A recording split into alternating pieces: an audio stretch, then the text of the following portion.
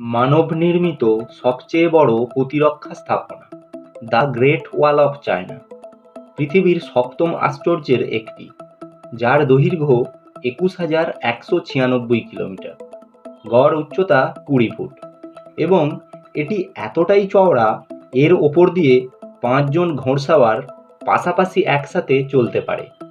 আজ আপনাদের জানাবো ৪ লক্ষ মানুষের সমাধির ওপর নির্মিত চীনের মহাপ্রাচীর সম্পর্কে কিছু তথ্য। চীনের উত্তর অংশের রাজ্যগুলিতে প্রায়ই নানান যাযাবর জাতি আক্রমণ করত এবং এরা ছিল খুব ভালো যোদ্ধা। এরা গ্রাম থেকে লুট করে নিয়ে যেত খাদ্যশস্য এবং গবাদি পশু, এমনকি মাঝে মাঝে মানুষকেও তুলে নিয়ে যেত।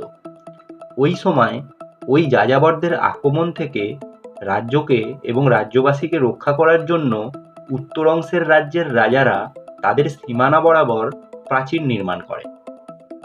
খ্রিস্টপূর্ব ২২১ সালে কিন সম্রাট কিন শি হুয়াং চীনের সমস্ত রাজ্যগুলিকে একত্রিত করে কিন সাম্রাজ্যের প্রতিষ্ঠা করে। এই সাম্রাজ্য গঠন হওয়ার পর এক জাদুকর সম্রাটকে বলে উত্তরের যাযাবররা একসময় সম্রাট কিন শি হুয়াংকে পরাজিত করে ক্ষমতাচ্যুত করবে। এরপর সম্রাট ক্ষমতাচ্যুত হওয়ার ভয়ে উত্তরের রাজ্যগুলির মধ্যে যে প্রাচীর আগে থেকেই ছিল সেগুলির মধ্যে সংযোগ স্থাপন করার আদেশ দেয়। পোড়ামাটি, পাথর এবং মাটি দিয়ে শুরু হয় প্রাচীর সংযোগের কাজ এবং সেটি পরবর্তীকালে হয়ে ওঠে চীনের মহাপ্রাচীর। এই প্রাচীরের মাঝে মাঝে তৈরি করা হয় ওয়াচ টাওয়ার। এখান থেকেই শত্রুদের ওপর লক্ষ্য রাখা হতো এবং এর ভেতরেই সৈনিকদের থাকা খাওয়া এবং অস্ত্র মজুতের ব্যবস্থা ছিল।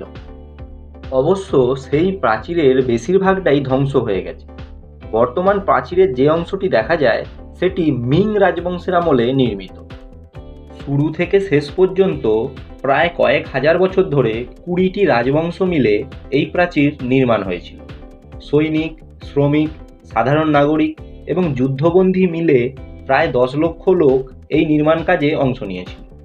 বিভিন্ন ঐতিহাসিকদের মতে এই প্রাচীর নির্মাণ করতে গিয়ে প্রায় ৪ লক্ষ মানুষ মারা গিয়েছিল এবং তাদেরকে এই প্রাচীরের নিচে কবর দেওয়া হয়েছিল। সেই জন্য এই প্রাচীরকে পৃথিবীর সর্ববৃহৎ মানব কবরও বলা হয়। একটি প্রচলিত কথা আছে এই প্রাচীরকে নাকি চাঁদ থেকে দেখা যায়। এটি একটি সম্পূর্ণ ভুল তথ্য। পৃথিবীর নিম্ন কক্ষপথ, অর্থাৎ যেখানে আন্তর্জাতিক মহাকাশ স্টেশন অবস্থান করে, ওখান থেকে উন্নত দূরবীনের সাহায্যে এটিকে দেখা যায়। একটি সময় বিদেশিদের আটকানোর জন্য এই প্রাচীর নির্মাণ করা হলেও প্রতি বছর দেশি বিদেশি মিলে প্রায় ৫ কোটি পর্যটক এটিকে পরিদর্শনে আসে। একদিকে তিব্বত, অন্যদিকে চীন সাগর। উত্তর অংশে মহাপ্রাচীর দীর্ঘ সময় চীনকে বাইরের শত্রুর আক্রমণ থেকে রক্ষা করেছিল। এই মহাপ্রাচীরের ৩ ভাগের ১ ভাগ অংশ প্রাকৃতিকভাবেই ধ্বংস হয়েছে। অবশ্য ১৯৬০ সালের দিকে প্রাচীরের পাথর এবং ইট দিয়ে বিভিন্ন রাস্তাঘাট এবং ঘরবাড়ি নির্মাণ করা হয়। আবার অনেক অসাধু ব্যবসায়ী এই প্রাচীরের পাথর চুরি করে বাণিজ্যিকভাবে বিক্রি করত। এরপর ২০০৬ সালে প্রাচীর সংরক্ষণে কঠোর আইন আনে চীন সরকার, যা বর্তমানে পাথর চুরি অনেকটা নিয়ন্ত্রণ করেছে।